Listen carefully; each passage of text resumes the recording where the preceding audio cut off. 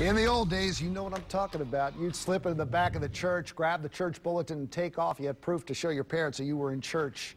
Well, now there's proof you are staying while you are now visiting. Dr. David Anderson, founder of the Bridgeway Community Church in Columbia. How are you getting the crowd into your church now?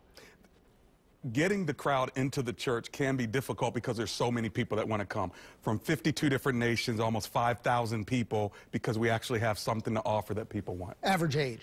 Average age is about your mid-30s. Get out of here. It's true. How are you doing that?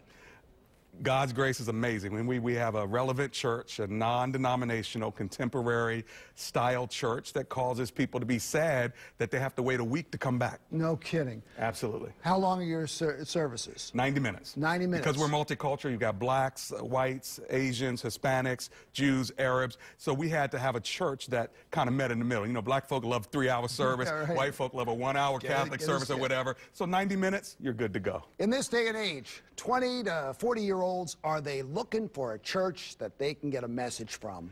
Absolutely. They want to go to a church that's relevant.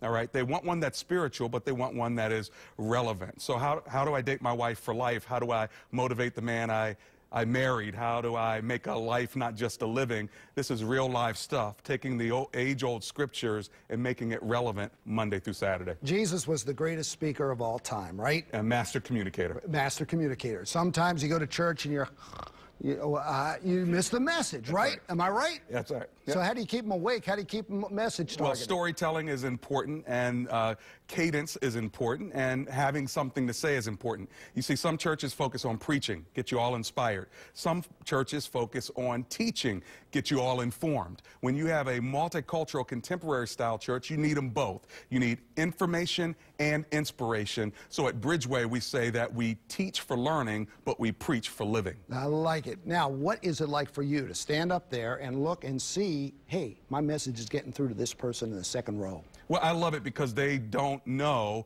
that when the Spirit of God has given me that word from the scriptures and I speak it, they're wondering how in the world did I know what they were going through? I didn't know. It's that I was being relevant and the Spirit of God was taking that message and applying it to their heart. And when you see that light go on, they're wondering, you know, honey, did you talk to the pastor? Did you call him? Did he read our mail? No, it happens to be God's word is relevant today. You just got to open it up so people can see it. All people want is a connection from somebody, right? Absolutely. Let me ask you this. You've been doing this a long time. Yeah. Is your church more popular now than it's ever been?